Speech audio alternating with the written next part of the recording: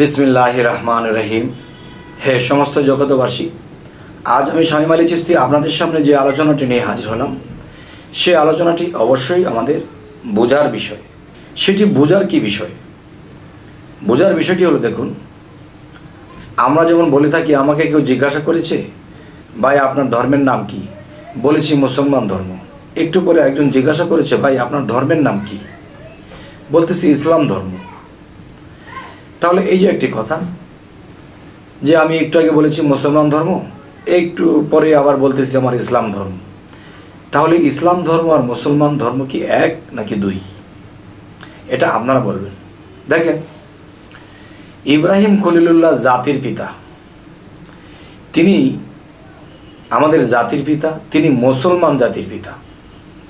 আর মুসলমান ধর্মটা আমি বুঝতে পারি যে ইব্রাহিম খলিলুল্লাহ থেকে এসেছে।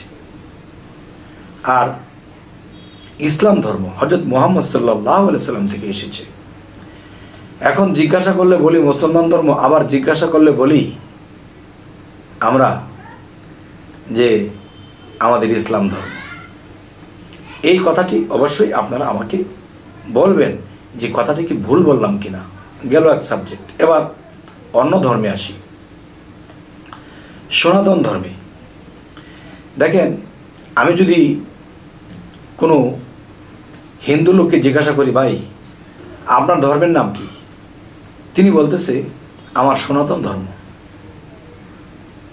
আচ্ছা, আবার একটু পরে ওই লোকটাকে জিজ্ঞাসা করা হলো, আপনার ধর্মের নাম কি? বললো আমি হিন্দু ধর্মে আছি। হিন্দু ধর্ম এবং সনাতন ধর্ম। আচ্ছা, তাহলে মুসলমানের মধ্যে এরকমভাবে উত্তর করে, হিন্দুদের মধ্যেও এভাবে উত্তর করে। তবে আজকে যে আলোচনাটি করব সেটি হলো কি, সনাতন শব্দের অর্থ কি? সনাতন শব্দের অর্থ কি? সনাতন শব্দের অর্থ পাই পুরাতন, পুরাতন সত্য। সনাতন শব্দের অর্থ আসে পুরাতন সত্য। যে কোটি কোটি বছর আগে ধর্ম ছিল, সেটি হলো পুরাতন ধর্ম বা পুরাতন সত্য ধর্ম। তাহলে মুসলমানের মধ্যে কিন্তু পুরাতন কথাটি নেই, মানে আমাদের ধর্মটি পুরাণ নয়, নতুন। তখন একজন হিন্দু লোকের সাথে বা একজন সনাতনী ধর্মের সাথে লোকের সাথে আমার একটু চা খেতে খেতে একটু কথা হলো। কথাটি হলো, দেখুন, আমি তাকে বললাম যে আপনি প্রথম বলেছেন আপনার ধর্ম কি? সনাতন ধর্ম, পুরাতন সত্য। আর আমার ধর্ম ইসলাম, আবার বলেছে কি মুসলমান। তাহলে এখানে বিষয়টা হলো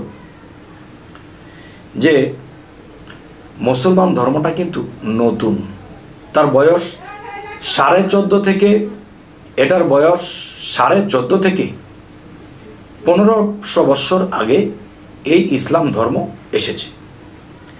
তো এখন যে বিষয়টি বলবো, যে 1500 বৎসর বা 1450 বৎসর আগে যে ইসলাম ধর্ম এসেছে, কিন্তু সনাতন যে পুরাতন, এ কিন্তু কোটি কোটি বৎসর আগের ধর্ম। তখন আমি একটি লোককে বললাম, বা ওই ব্যক্তিকে বললাম, যে দেখেন, আমি একটা কথা বলবো, আপনি কি কষ্ট পাবেন? কষ্ট পাবো কেন? দেখেন, আমি বোঝার জন্য বলবো, কিন্তু ভুল ধরবেন না, আমাকে খারাপ ভাববেন না। তখন আমি তাকে বললাম যে আপনি কি যে বাড়িতে থাকেন, বাড়িটা কি নতুন? হ্যাঁ, নতুন। আচ্ছা, আপনার ঘরে কি 200 বছর বা 250 বছর আগের কোনো ফার্নিচার আছে? কয় না, ওগুলা নেই। আমি কি নেই কেন? তখন বলতেছে এগুলো পুরাতন হয়ে গেছে। পুরাতন তো, এগুলা ঘুণে ধরেছে, ময়লা ধরেছে, ডিজাইন নষ্ট হয়ে গেছে। তো ডিজাইন নষ্ট হলে কি হচ্ছে? এটার মধ্যে তো থাকা যায়, জোড়াতালি দিয়ে তো থাকা যায়। সে বললো যে না, এগুলা এখন তো আপডেট জগৎ, বিভিন্ন ডিজাইন আসছে। তখন আমি তাকে বললাম যে দেখেন, বিভিন্ন ডিজাইন আসছে, তখন সেই পুরাতন যে ডিজাইনগুলো ছিল, পুরাতন যে জিনিসগুলো ছিল, এগুলো আপনি ঘর থেকে বের করে ফেলে দিয়েছেন। এবং নতুন আপডেট বা নতুন কিছু এসেছে, নতুন ডিজাইন এসেছে, এগুলোকে আপনি ঘরে তুলেছেন, তাই না? হ্যাঁ, পুরানটা রাখলেন না কেন? পুরানটা এ কারণেই রাখি নাই যে এগুলা ঘুরে ধরেছে, এগুলাকে ময়লাযুক্ত হয়ে গেছে, ডিজাইন নষ্ট হয়ে গেছে, তাই ফেলে দিয়েছি। তাহলে কোটি কোটি বৎসর আগের যে ধর্ম, এটা কিন্তু পুরাতন ধর্ম, পুরাতন সত্যই।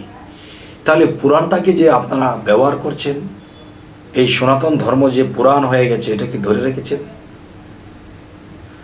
আর ঘরের মধ্যে ফার্নিচার পুরাণ হয়ে গেছে, সেগুলো ফেলে দিয়েছেন। আর পুরাতন যে জিনিসটা ধর্ম, এটা ধরে রেখেছেন। কিছু বলবেন?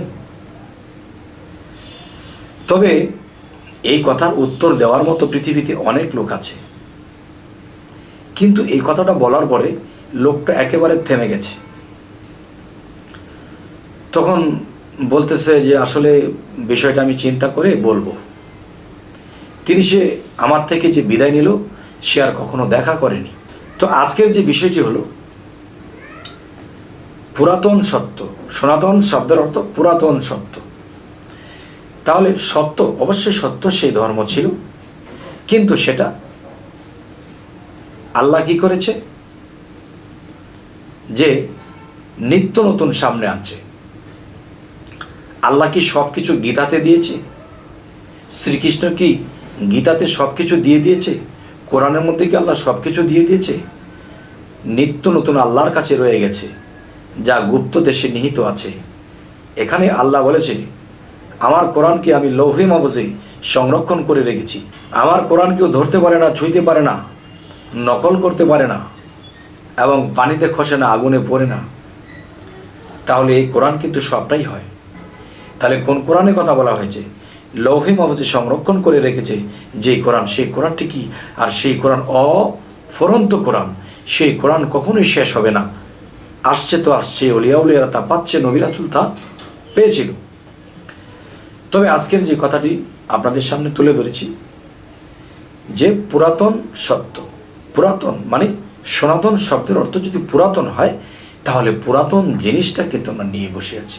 দেখেন, আজকে 50 বছর আগে যে মানুষ পোশাক পরেছিল, এই পোশাক যেই আকারে, যেই কাটিংয়ে ছিল, বর্তমানে কিন্তু পোশাক নেই, নিত্য নতুন এসে গেছে। 50 বছর আগের যে পোশাক মানুষ কিন্তু পরে না। তাহলে শ্রীকৃষ্ণ ভগবান, আল্লাহ, সমস্ত সৃষ্টির আল্লাহ। তাহলে আল্লাহ যদি সর্ব জায়গায় সব রূপে থাকে, এক এক ধর্মে এক এক রূপে আছে, তাহলে কিন্তু আল্লাহ, মুসলমান ধর্ম যদি নতুন ধর্ম হয়ে থাকে, তাহলে এখানে আল্লাহ নিজেকে নতুন করে প্রকাশ করছে। পুরাণটা তো করেছেই, এখন নতুন করে প্রকাশ করছে। আপডেট হয়েছে জ্ঞানের, আপডেট হয়েছে সব কিছুর। তাহলে যদি আমাকে এমন কিছু বলা হয়, কেন পুরাতন শব্দের অর্থ যদি বলা হয় যে সনাতন শব্দের অর্থ পুরাতন, তাহলে আমরা পুরাতন ধর্মে আছি, সমস্যা কি? সমস্যা কিছু নেই। তবে একটা জিনিস দেখেন, আজকে 500 বছর আগে পানির জাহাজ দিয়ে মানুষ হজ করতে যাইত। তখন 6 মাসের খাদ্য নিয়ে উঠত, 6 মাসের খাদ্য নিয়ে উঠত, এটা দিয়ে যাইত, হজ করে আবার আসতো, 6 মাস লাগতো। এখন কিন্তু 6 ঘন্টায় চলে যায়, 6 ঘন্টার মধ্যে সৌদি আরবে পৌঁছে যায়, হজ করে আবার প্লেনে ওঠে, 6 ঘন্টায় চলে আসে। আর আগে পানির জাহাজ দিয়ে 6 মাস লাগতো। আচ্ছা, সেই পানির জাহাজটি ছিল কয়লার জাহাজ, হ্যান্ডেল মারতো, কয়লা দিত, তখন এটা চলতো। তো এখন বিষয় হলো যে আপনি কি সেই কয়লার জাহাজ দিয়ে যাবেন? 6 মাসে যাবেন? যান, সমস্যা নেই, যাওয়া পর্যন্তই হলো কথা। কেউ যদি 6 ঘন্টায় চলে যেতে পারে, তাহলে যাক, সেটাও তার খুশি। আচ্ছা, তবে আপনারা কিন্তু এটা ভাববেন না যে আমি কি এক ধর্মের থেকে আরেক ধর্মকে ডেভেলপ করে আমি কি কাউকে ডাকছি, না। এখানে বিষয়টা হলো যে মানুষকে একটা জিনিস বোঝানো হলো, নতুন জিনিসটা কি এবং পুরাতন জিনিসটা কি, এই জিনিসটা বোঝানোর জন্যই আজকের এই আলোচনা। তবে আমাকে আবার আপনারা মাইন্ড করবেন না যারা হিন্দু ধর্মে বা সনাতন ধর্মে আছেন। আমি কিন্তু একটি ছন্দ বলি লিখেছি বইয়ে এবং ইউটিউবেও দিয়েছি। হিন্দু বৌদ্ধ খ্রিস্টান আমি মুসলমান, মানব স্রোত জন্ম নিয়ে দেখি সকলই সমান। এই গীতা শাস্ত্রে আর ত্রিপিটক বাইবেলেতে পাই, কোরআনের বাইরে কিছু নাই, করে দেখো প্রমাণ। যেই সত্যতে মাইনুদ্দিন আর আসছে বড় পীরে, কোন সত্যতে লোকনাথ বাবা হইছে বিরাজমান। যদি মিলাতে যাই তো সকলই সমান, কিন্তু প্লেনে চললে তাড়াতাড়ি যাওয়া যাবে, জাহাজে চললে একটু দেরি হয়ে যাবে। কারণ কলির যুগে আমরা অল্প হায়াত নিয়ে এসেছি, আমাদের দ্রুত সাধন, দ্রুত সব কিছু করতে হয়। আগের মানুষ 500 বছরও বাঁচত, এখন মানুষ 50 বছর পার হলে ঢিলে ডালা হয়ে যায়, না জানি কখন মরে যায়। যাই হোক, হে সমস্ত জগতবাসী, আমাদের এই চ্যানেলের আলোচনা যদি আপনাদের ভালো লাগে তো অবশ্যই সাবস্ক্রাইব করে নেবেন এবং পরবর্তীতে যেন ভালো আলোচনা এনে দিতে পারি। তো সকলেই ভালো থাকবেন। আল্লাহ হাফিজ।